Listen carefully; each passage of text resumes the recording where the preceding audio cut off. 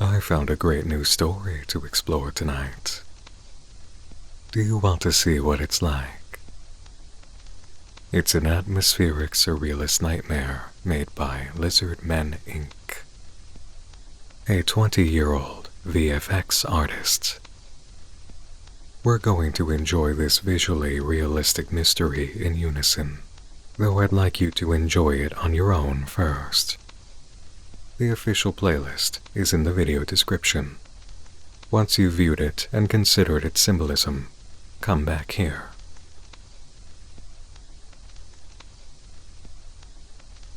Are you all set?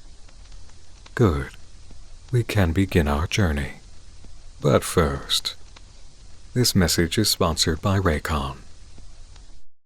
The month of gathering and feasting is here, with plenty of cooking, baking, and shopping to do, and that means comfort and environmental awareness are a must. Ultra light with a flexible multi-angular rotating earhook, Raycon's essential open earbuds provide a secure and adaptable fit in an open-ear design, keeping you tuned into the atmosphere and your playlist, delivered in the same premium audio quality as the big brands at half the price. You can trust multi-point connection while on the move to switch seamlessly between multiple devices without hassle, and one of my personal favorite features, the 36-hour battery life. 8 hours of charge in the earbuds and a 36-hour charge in the case to play from Thanksgiving cooking straight into Cyber Monday. If you're into holiday decorating like me, you can stack that into your November marathon, keeping the musical spirit or podcast talk of winter wearables with you as you go upstairs, downstairs, into the kitchen, and back to the living room, all while listening for questions from your tree trimming partner on how to dress the Krampus altar to ensure seasonal joy. Black Friday is around the corner. Raycon audio products are up to 30% off site-wide, from everyday essentials to the latest releases. It's the perfect time to upgrade your sound or get ahead on gifting.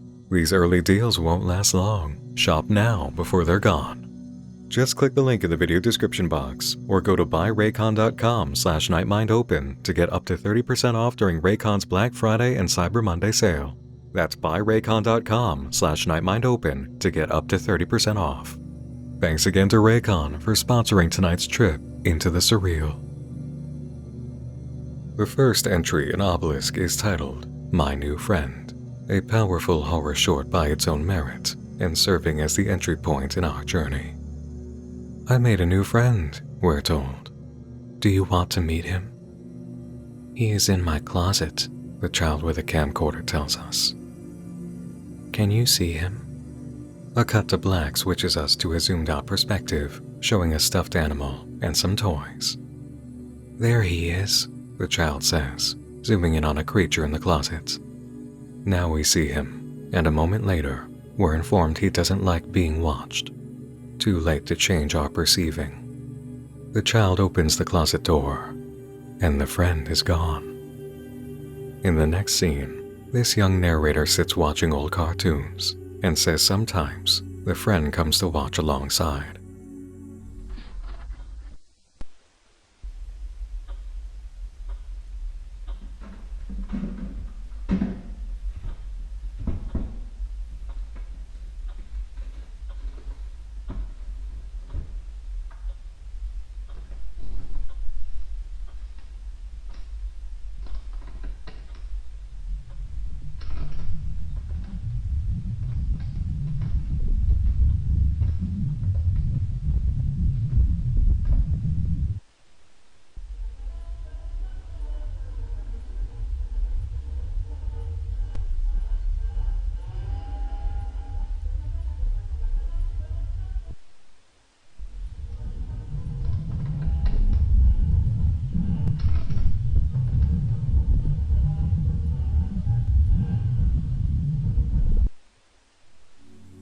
In the short film, we have an excellent sense of pacing and the use of silence and unease that usually comes from effective ghost stories, relayed directly in the narrator's point of view.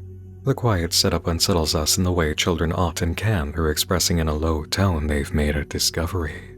A monster in the closet, or imaginary friend of unknown nature.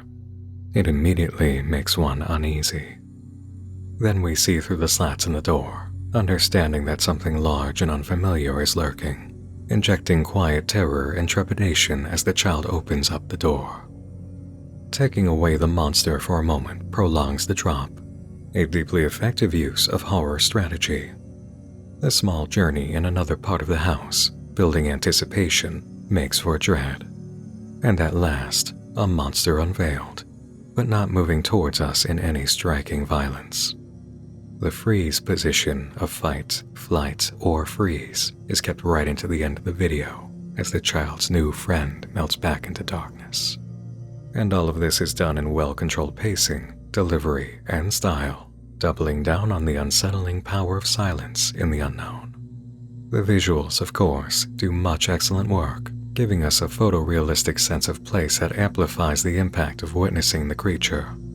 In terms of the text, you might assume that these are subtitles, and the narrator's voice wasn't actually recorded, though episodes after this suggest another idea, which brings to mind that they might be subtitle thoughts. You're Almost Gone is a different piece in its approach and the second in the Obelisk narrative. Take notice of stylistic direction in the videos to follow.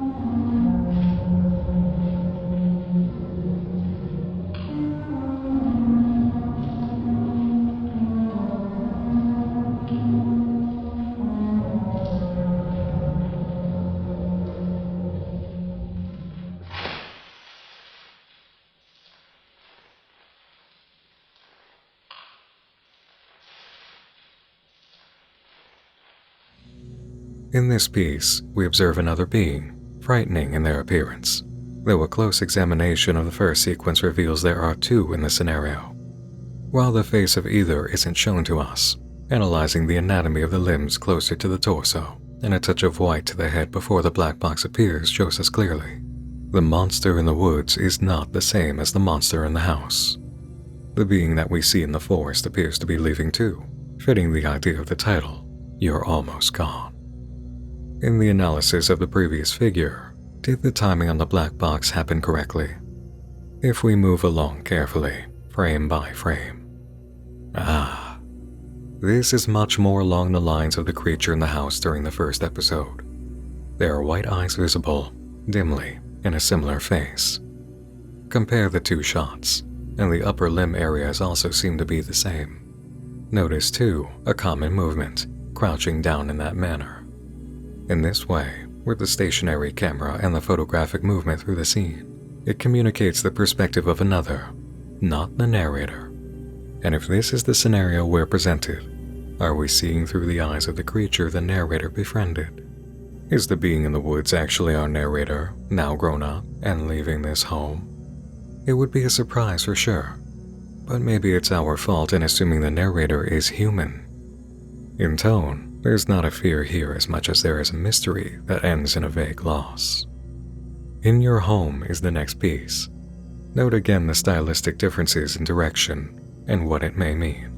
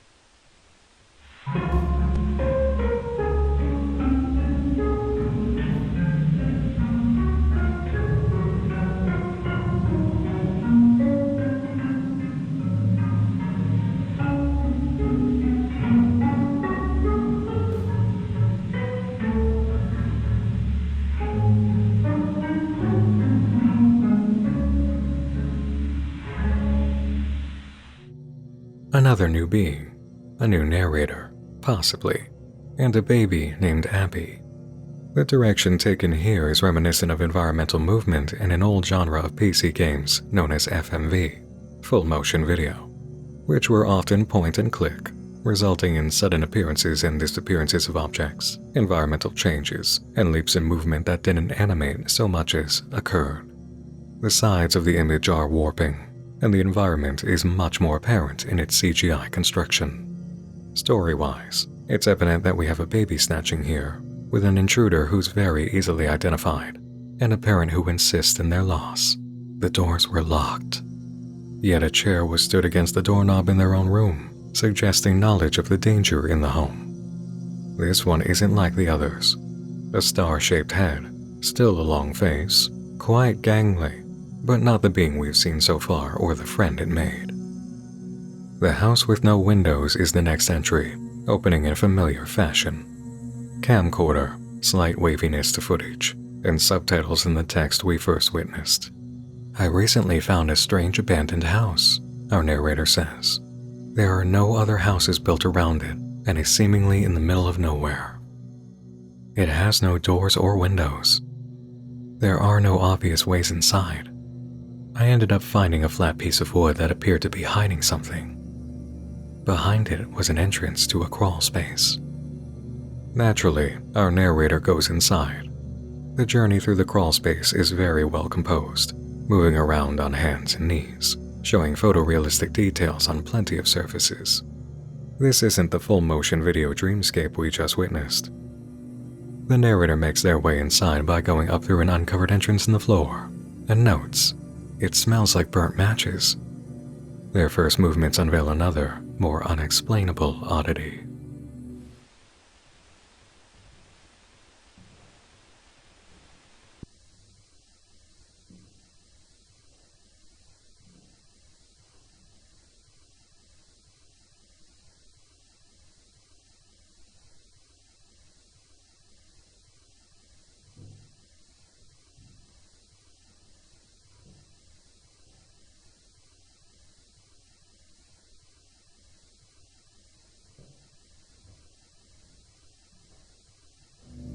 As you examine the scene, what else struck you besides the upside-down nature of the table, chairs, and lamp?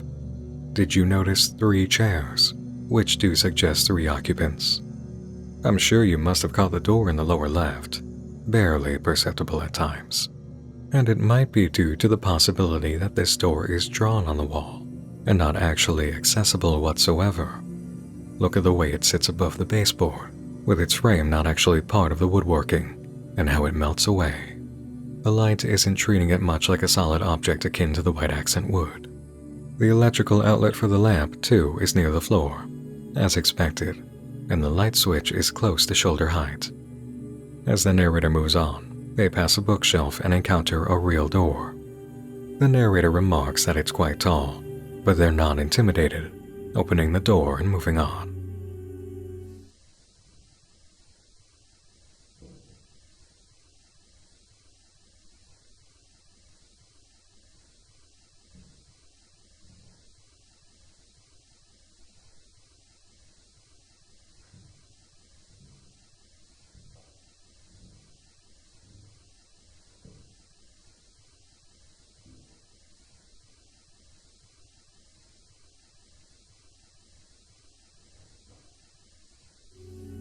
Didn't miss that, did you? A new face, though familiar in appearance. Immediate analysis suggests that it's floating. No torso to be seen, though its neck could be hidden, attached like a sunflower's, but upside down as its body might be on the ceiling. The narrator makes no comment on this, moving on to another room with a set of French doors.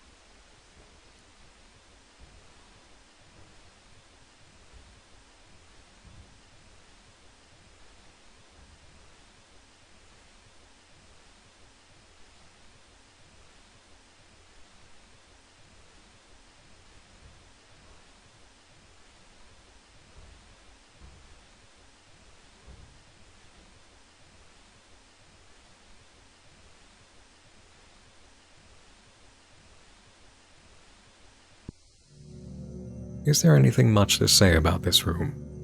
The decorative sign, "Be still and know that I am God," is very prominent. It's a Bible verse, Psalm 46:10, a message of understanding the power of God in moments of stillness.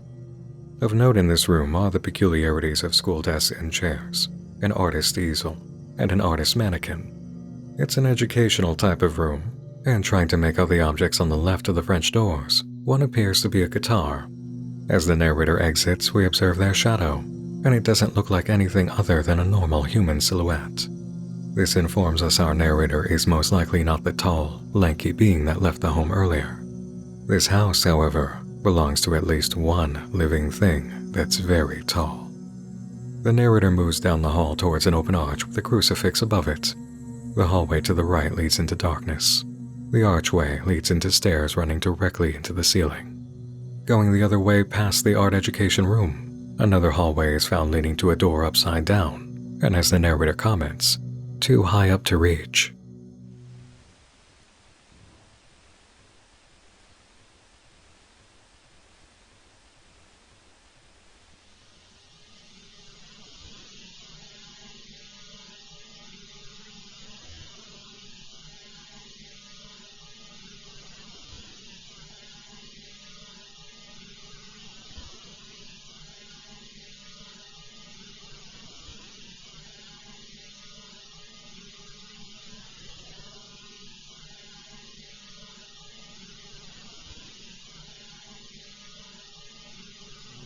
The movement of this segment, its sound, its look, and the red of the text all suggest a shift in perspective, but only slightly. Perhaps the memory and internal thoughts of our narrator, or an expression in a state of upset. The narrator doesn't know what this entity is, but they do know its face.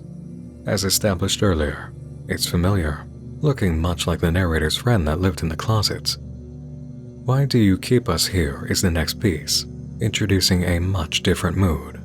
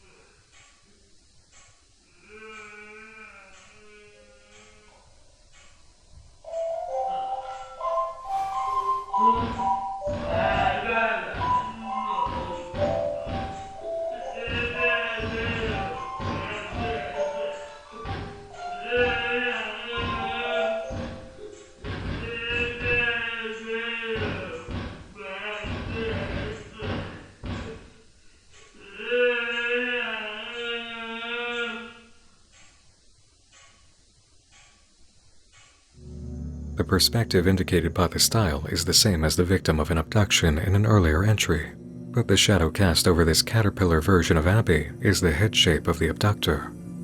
In leaving the graveyard and returning to the home, we experience some new shifts and a sequence of scenes that suggest events prior to the first entry of this style. Or, if reviewed, a reversal of movements. Perspectives compared, it does seem to run the same, and the audio is reversed. It was reversed on the way to Abby's crib in the first segment, though. In the end of the second piece in this house, the abduction story's narrator says, "Please forgive me," after waiting out the intruder's attempt to get into the room. "Why do you keep us here?" is the title of the piece, and the question asked in considering the window, followed by the darkening of the corner area past the doorway and saying, "I can't stay here," as if they immediately detect the danger. This narrator runs from the room, then finds the way back blocked by the creature.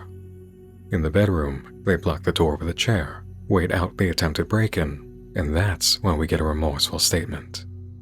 It makes sense that this segment is the first sequence in the order of events. It doesn't appear to be a reversal or remembering the abduction. From here, they remove the chair, find the crib empty, and are attacked by the intruding entity. The doors were locked must have been just as its sentiment inferred, a stunned moment trying to review how this happened, but they must mean at the true start of the sequence, before the darkness in the doorway, the doors were locked. It's much simpler to understand now. The narrator and Abby were being menaced by this being lurking outside the house, and once it materialized inside the house, escape instincts reacted, driving them to the bedroom, and away from Abby, defenseless in her crib. As a result, she was taken, and the abductor attacked. In the matter of the blood on the carpet shown at the beginning of the sequence, we have no answer for that yet. Abby turning into a caterpillar in the graveyard is much clearer, as odd as that seems for a surrealist piece. In death, she's transforming, and her abductor is witnessing it. The curiosity of how this plot will intertwine with the main narrative is stirred deeper, and quite timely in its weaving as mystery mixes with horror in the atmospheric storytelling. You've come back. Our next piece is quite a departure in a dreamy sort of way.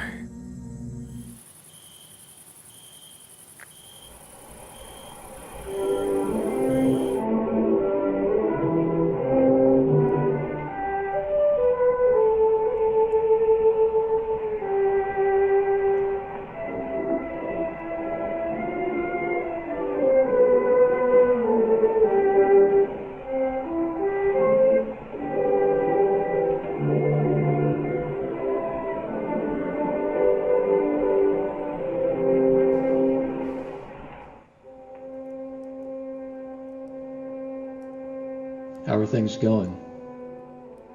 I'm just thinking. I've had Goldie for years, and I had to bear him yesterday. It's just strange that he's gone now. Where do you think he is? I'm not quite sure, but some people believe that when a loved one passes away, a small piece of them can come back as something else to visit you when you're sad. I don't see why it'd be different for a fish. I'm sure he'd still want to come by and check up on you. Someone's at the door. Who would be out this late?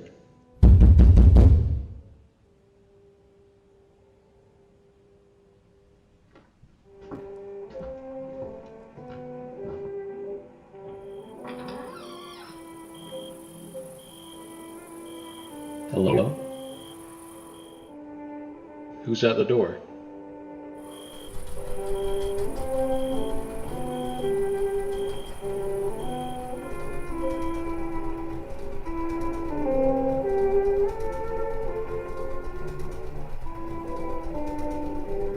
It's a butterfly.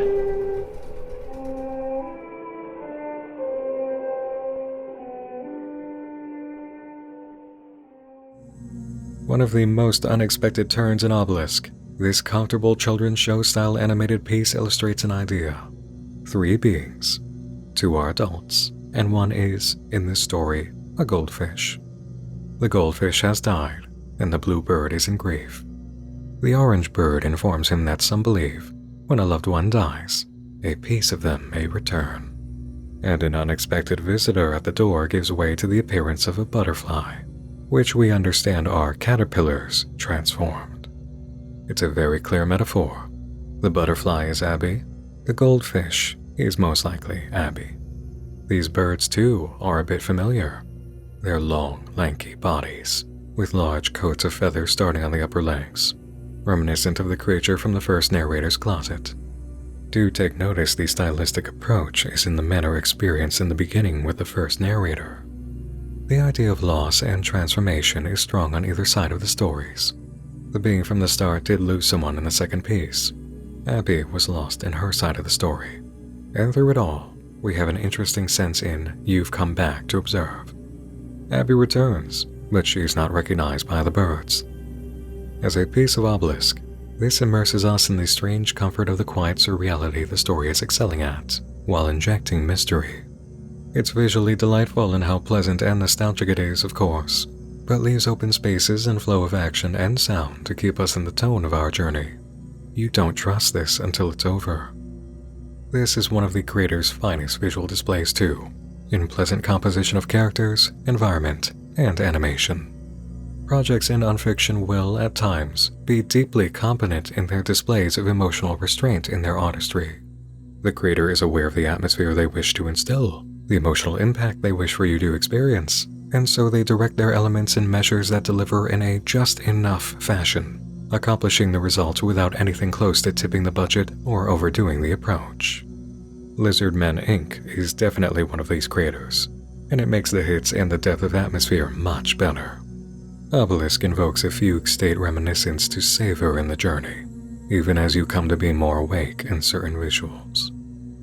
The Man in the Tower, our next and latest piece in Obelisk, is the longest so far at 20 minutes, 3 seconds.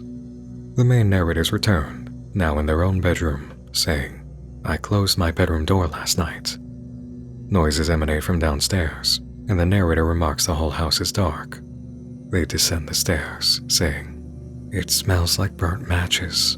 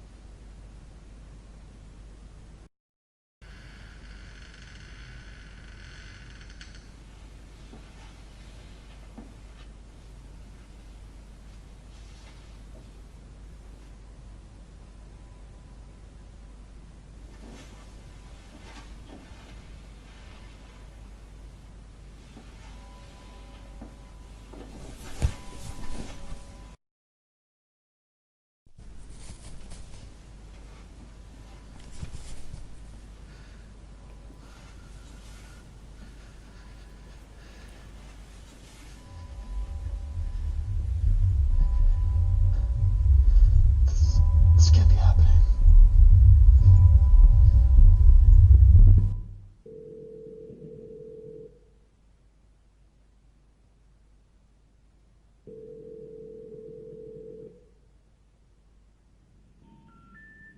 We're sorry. You have reached a number that has been disconnected or is no longer in service.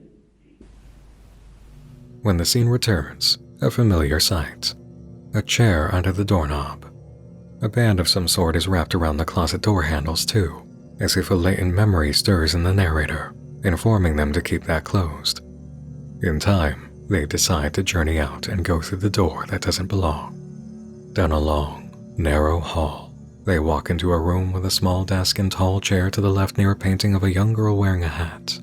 And to the right, a crawl space entrance above, and a chair holding up a long, narrow door that runs along the floor.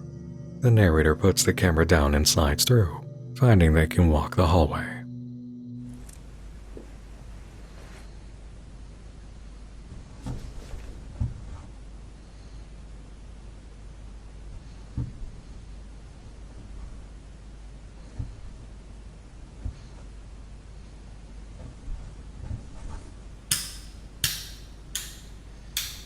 God damn it.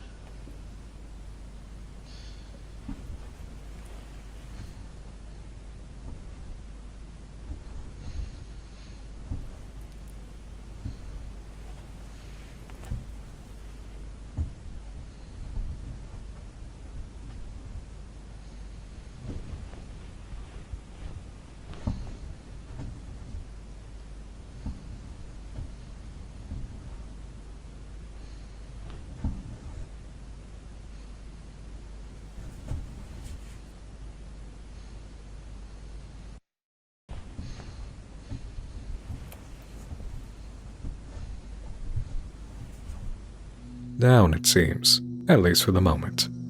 The first room encountered contains an old cabinet, a bit of old furniture to the right, a hanging object of some kind, perhaps a type of crucifix, and a paper boat on a shelf. A few doorways exist here, giving several options, though some leading into small spaces. Doorway number 1 brings about a hallway walk leading to a dead end. Doubling back, another hall leads to a room with a square rug, a window, and a red chair, upon which the subtitle appears, "I remember this room." The narrator opens a nearby door, moving down that hall, and soon turning more than one corner to find a space with another set of windows looking in on their home. We see the couch they sat on in the first piece, with the TV in view. A quick glance at the first scene, and it's clear the windows shouldn't be there.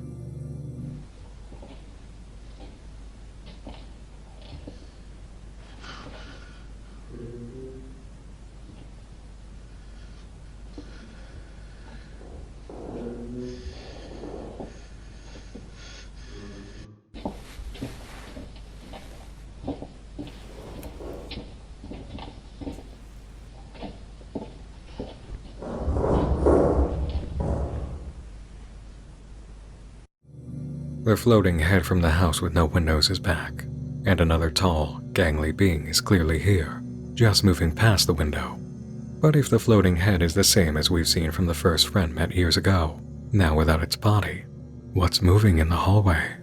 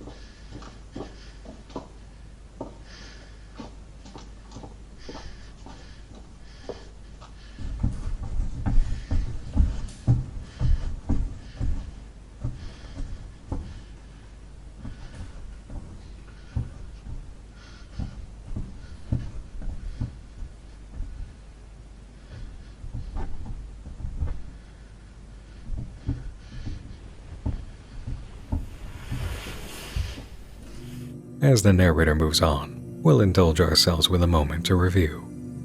Lizardman Inc.'s animation work is on fine display here. Lots of realistic movement, well play throughout the running, slowing down, and examining the environment in the pursuit. Did you notice the hallway getting longer as they ran toward the end, gaping out of reach? A nice subtle touch that can be lost in the movements, but not lost is the sense of threat as multiple doorways branch off the main path. Obelisk will be compared to liminal reality space projects, but I'd like to highlight a special element it contains: the choice of an existing family home and memory, repossessed and recycled in this new configuration. This is not so alien a place, but it is a mutation distorted into a labyrinth, and that is its own atmospheric dread. The paranoia of a slim void between walls translates during the next scene as the narrator moves on, looking for an escape.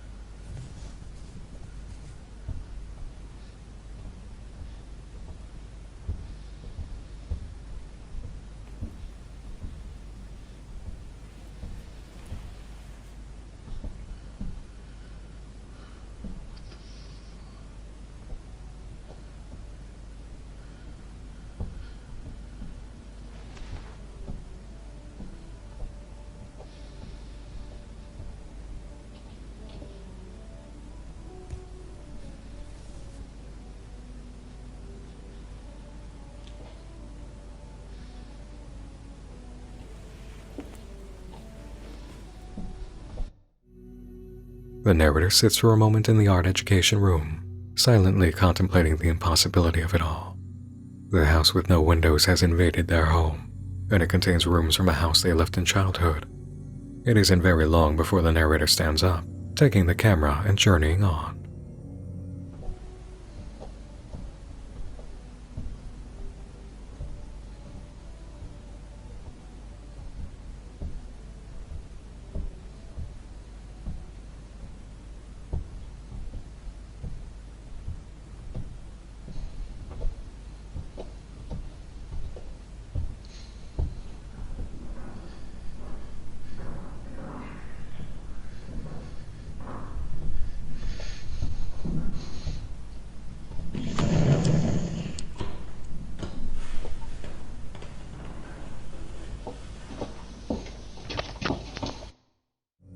The question of the being that moved outside the window is answered.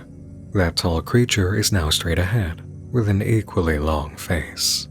The narrator has gotten away from it quickly, and proceeds to the area viewed from the art education room. They move around with consideration, taking in the surroundings and collections of objects. A remark appears about how the music playing reminds them of sunny days. Just a few steps later, a brown door opens up into the living room of their childhood home, and changes have occurred. Nothing large on the wall above the couch, and the window's been covered by a curtain. We moved not long after Dad passed, the narrator says, bringing the theme of loss directly into the storyline for their perspective. A bit of walking around just beyond the living room reveals no childhood monsters. They head upstairs.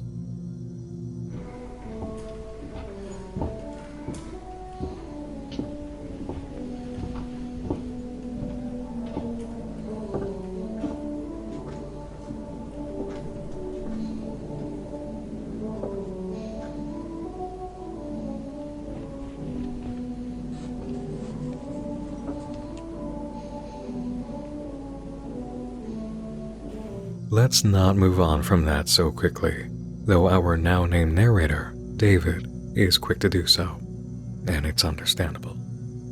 The sharp-eyed in this moment will have noticed in the closet hangs a noose, implying how David's father died. The last height marking on the wall was January 14th, 1988.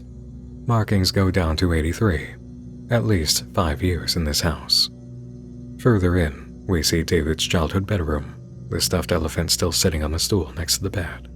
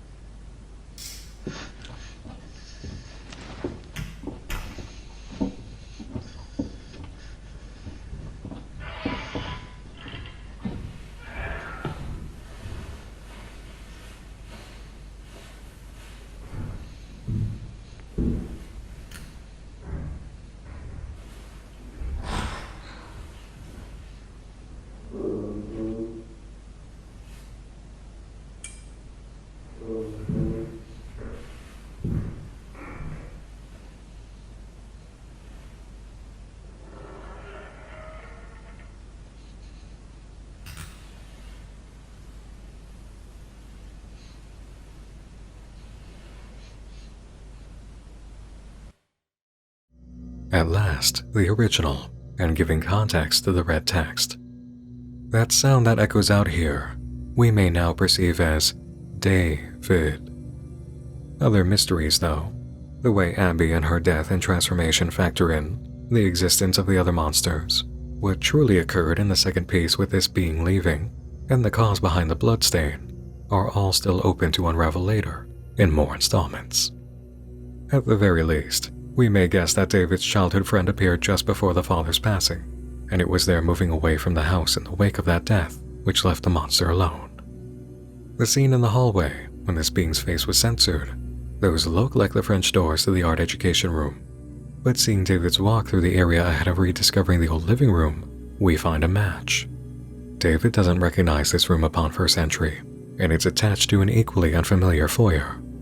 If the house with no windows collects room from places its inhabitants visit, then we may be seeing a memory this being has of a time before meeting David. The mysteries yet to unfold immediately entice us to subscribe in order to catch the next entries, and in them, more of the excellent artistry by Lizardmen Inc. The praise and analysis I'd give at the end of an exploration has largely been heard throughout already. This is a very well-composed, quietly entrancing experience. I expect to see comparisons to Skinamarink in the comments, and I'll nod along with those, knowing I felt those senses in the film myself during the early entries in Obelisk. For now, we leave the house with no windows anticipating future visits, and know another example of young creators driving the unfiction field forward with inspired new approaches. The skill set acquirement and early proficiency is getting more evident, and it means very good things in progress for artists and audiences. That's all for tonight, everyone. Thanks to Lizardmen Inc. for making Obelisk. Thanks to Raycon for sponsoring this journey. Thanks to everyone who's viewed Obelisk or will show others. Thanks to all of you for watching, and thanks to my YouTube members and supporters on Patreon. You can support Nightmind for as little as $2 or $3 as a YouTube member or Patreon supporter, which empowers what I do and the Nightmind Index for new and undiscovered unfiction projects. To those in the $5 tier on either side, thank you very much. And in terms of exclusive videos, thank you more for your patience. My first scripted video was very much delayed in an unforeseen manner, and I'm keeping tabs on the progress of that clearing. I'm just going to switch gears to my next concept. There are unfiction projects I know about that would be a lot of fun to visit as members-only territory. Thanks for joining me in the dark again this evening. Once more, I'm Nick Nocturne, and like an imaginary friend lurking in the darkness, you'll be seeing me again real soon. Until next time, may all your transformations give you wings to fly and sleep tight.